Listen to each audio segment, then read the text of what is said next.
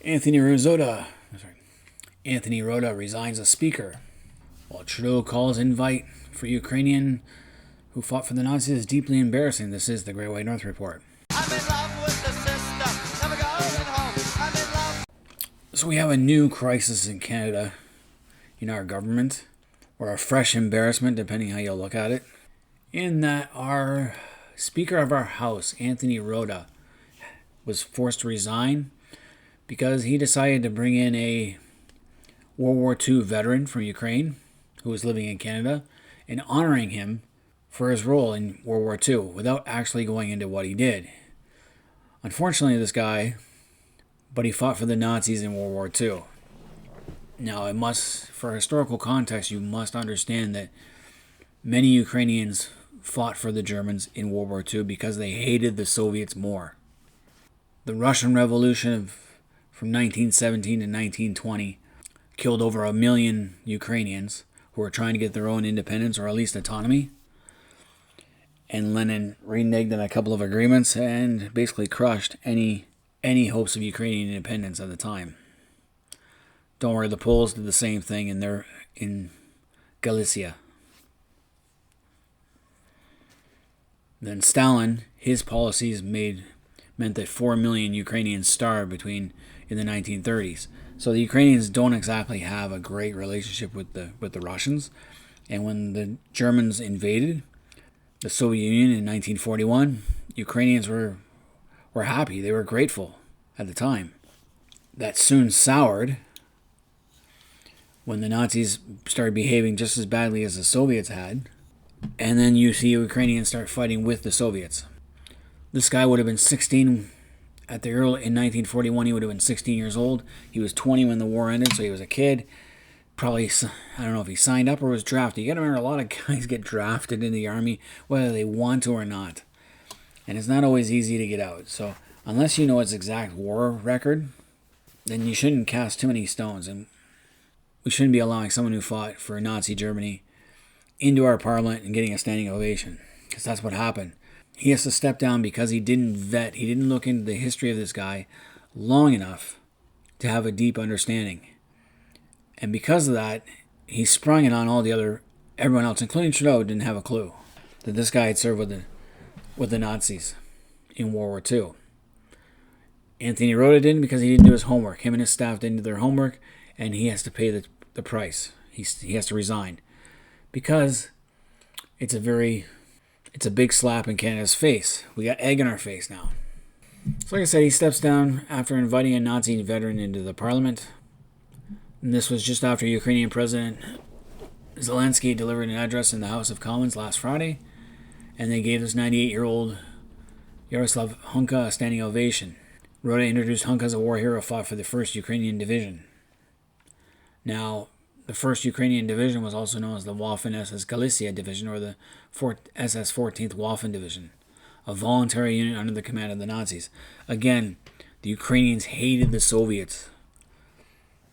If it's the 1st Ukrainian Division, that means it was put together in 41 or 42 during the invasion, when the Nazis overrun most of what is today Ukraine, as well as Belarus, Estonia, Latvia, and Lithuania. Many Ukrainians would have flocked to join the Germans at the time to get rid of the Soviets. So the battle of two evils. So Rota invited and recognized Hunka without informing the government or the delegation from Ukraine, and he didn't do his due diligence. So it made our government all look like fools, everyone in Parliament, because they clapped for him, gave him a standing ovation twice, and Trudeau calls for the invite of Hunka deeply embarrassing, and it is. Very deeply embarrassing that we would invite a former soldier of the SS, which is one of the more elite or fanatic units of Nazi Germany, depending how you look at it. And now Trudeau's facing more calls for him to resign. I think he'll resign before the next election, and we'll see Chrystia Freeland become Prime Minister until the next election. But it might be like a Kim Campbell. I don't think she'll win the election, though. So he managed to insult many groups within Canada, especially the Jewish community, as well as the Russian community and anyone else, but above all, we give Russia ammunition to use in the propaganda war. The Russians have been claiming that the Ukrainians are neo-Nazis and that they're doing a sacred right by getting rid of them. It's one of the narratives they're pushing, the Russians are. And now that Canada's supporting, and Canada is a far-right neo-Nazi state. Meanwhile, we have the most progressive woke government I can think of right now. It's the irony. So the Russians are blasting Canada with the outrageous reception, and they're going to use this propaganda as much as they're going to flog this. This is going to hurt Canadian foreign relations with it. There's going to be a lot of damage to this. In foreign affairs, Canada is at its all-time low point. We have a feud with the Chinese that never was satisfactorily finished because Trudeau was afraid to anger the Chinese and caved in too much on them with them.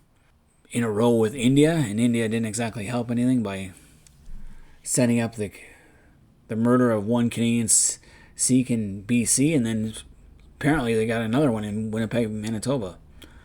And now Russia, they're not happy with us supporting Ukraine, but what can they do?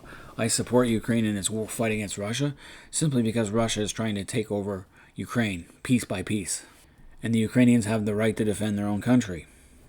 They've been independent since 91. So this all comes at a really shitty time. And at a time when we're reaffirm our unwavering support for Ukraine. Remember, there are a lot of Ukrainians here. A lot of Ukrainians came to Canada, especially in early 1900s. A lot of people from Saskatchewan can claim Ukrainian ancestry. They helped settle our West. And here we are, helping them out with the Russian invasion. So we're going to give them $650 million over 3 years to supply Ukraine with 50 armored vehicles, including armored medical evacuation vehicles built by Canadian workers in London, Ontario, which means General Dynamic and Armatech. It's part of the $500 million in funding for military assistance to Ukraine announced while he was in Kiev in June 2023. So we're looking for $76 million for 35 high-resolution drone cameras. It's $30 million for Leopard 2 maintenance and services center. Support for the Joint Coalition on F-16 training. Large package NATO standard small arms ammunition. And $33 million high-priority air defense equipment to Ukraine, including air defense missiles. So we're giving $33 million because we don't have an air defense system. So we're going to support them in other ways as well. And we're going to modernize Canada-Ukraine free trade agreement. So once the war is over and Canadian business will be able to participate in Ukraine's economic recovery. So a whole bunch of other stuff. Now, a lot of Canadians are saying, why are we still giving money? War wariness is kicking. I've said right from the start, this is going to be a long war. Putin cannot lose face and back down. He started the war. He's going to not want to stop it. It'll make him look so bad and weak. He might lose his grip on power. Putin is willing to sacrifice millions of Russians for his dreams. And it's too bad for the Russian people. Now, Canadians are saying all this money for Ukraine, but none for our own special programs. Well, we can take that money from other places, This handy little chart, Canada's foreign aid. This is 2021. They haven't updated it to the 2022 yet. But let's see, what can we do? We can take $9.2 million from India. After all, they're stopping our visa services. Why give them money? $40 million from Pakistan. $178 million from Afghanistan. That should definitely be taken off the table. $1.7 million from Iran. $2.8 million from China. $97.9 million to Jordan. I don't know why we're giving Jordan money. Syria, $98 million to Syria. Why would I give money to Syria? Lebanon, $122 million. The Lebanese civil war has never ended. It's a never-ending thing. I'm not sure why we're giving Egypt 9.1, Libya 4.9. List goes on and on and on. Haiti, 90.6 million. Enough's enough with that one too. We're sending money and not getting anything in return. West Bank and Gaza Strip, 47 million right there. So we can easily take the money from other places. But we should also be taking that money and putting it into our own military. So without a doubt, this makes Canada look really bad right now. And Rota did the right thing by stepping down. Now the Canadian Parliament has to elect a new House Speaker, someone that all four major parties can can agree on. And it might be the election of a new House Speaker that might bring down the Liberals. It's possible. It could hamstring Parliament and maybe force the NDP to go along with the Liberals and the Bloc to force a new election. It's possible. Unlikely right now, because the NDP are going to ride that gravy train with the Liberals as much as they can. And it's going to hurt them in the next election, I think, because they're going to be seen as being too closely tied to the Liberals. But anyway, Canadians out there, let me know what you guys think of the House Speaker stepping down. And did he do the smart move? And do you still support Ukraine? Leave comments in the comments section. Hit the like button, subscribe if you're new to the channel. Until next time, this has been the Great White North Report. I'm in love